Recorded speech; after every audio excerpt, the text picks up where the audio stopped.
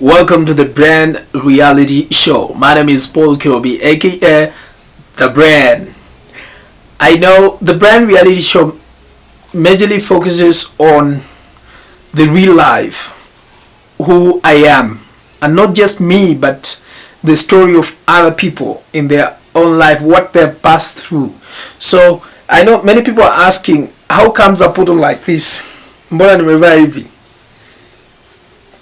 Nimevaa hivi kwa sababu long time ago, while I was still in campus, I used to be a musician. I was an artist, I would say so. I was an artist. I was a master of ceremony, the MC, entertainment MC.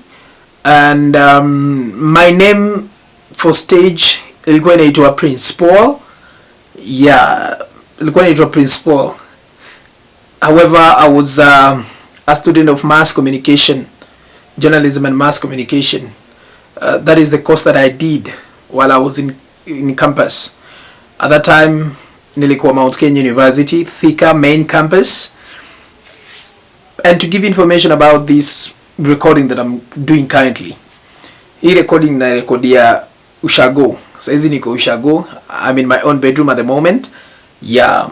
So I put on like this because azma yangu nilikuwa nataka sana niwe mwigizaji, becoming a film actor, and I managed to do it, though to some level I did not become successful.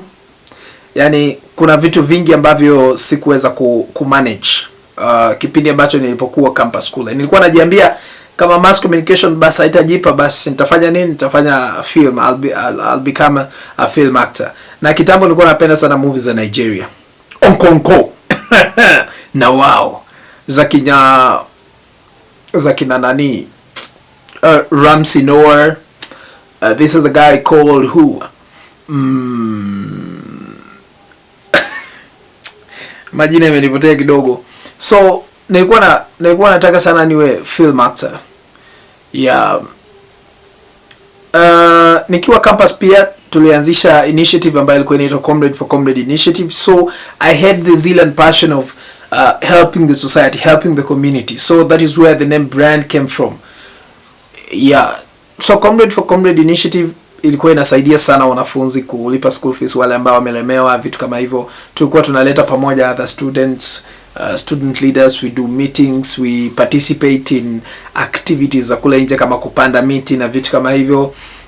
Apart from that pia ilikuwa inafanya vitu vingi. So by the time tulikuwa tunafika third year, fourth year, ikaisha hivyo. So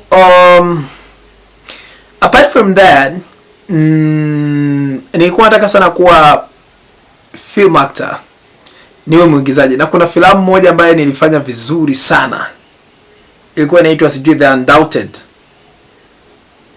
Yeah, something like that. The Undoubted. Kwa inaitwa namna gani? Watu ambao walikuwa wanatenda dhambi katika kijiji fulani. Kwa hiyo katika hiyo movie ambayo tulikuwa tuna act, mimi nilipatiwa jina ambayo ilikuwa inaitwa Sponsor. And guess what?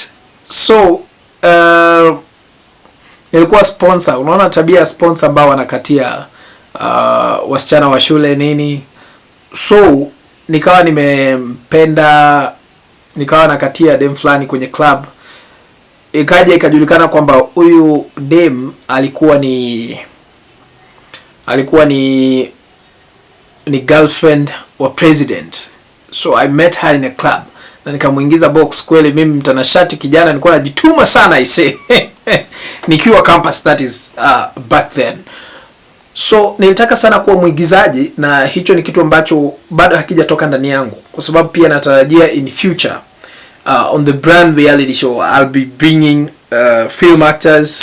I'll be featuring the story of film actors, how they started, how they're faring on, kind of the successful stories that have come up and all that. So on the Brand Reality Show, I just want to focus on so many things.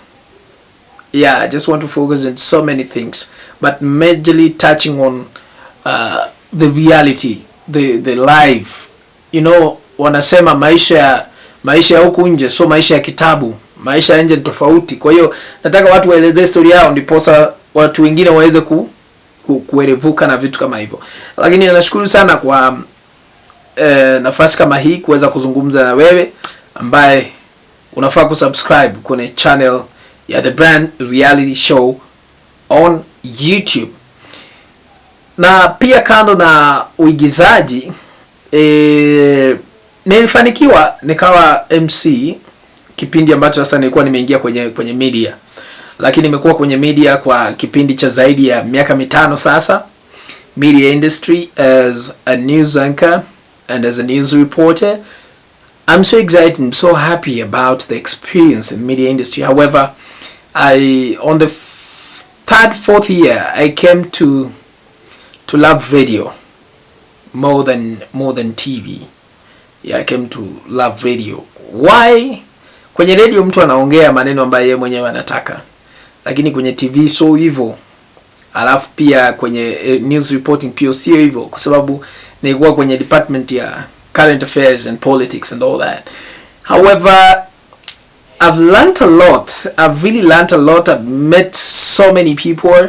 I've networked with so many people. Hata wengine siwakumbuki majina. Nimeinterview watu zaidi ya 4,000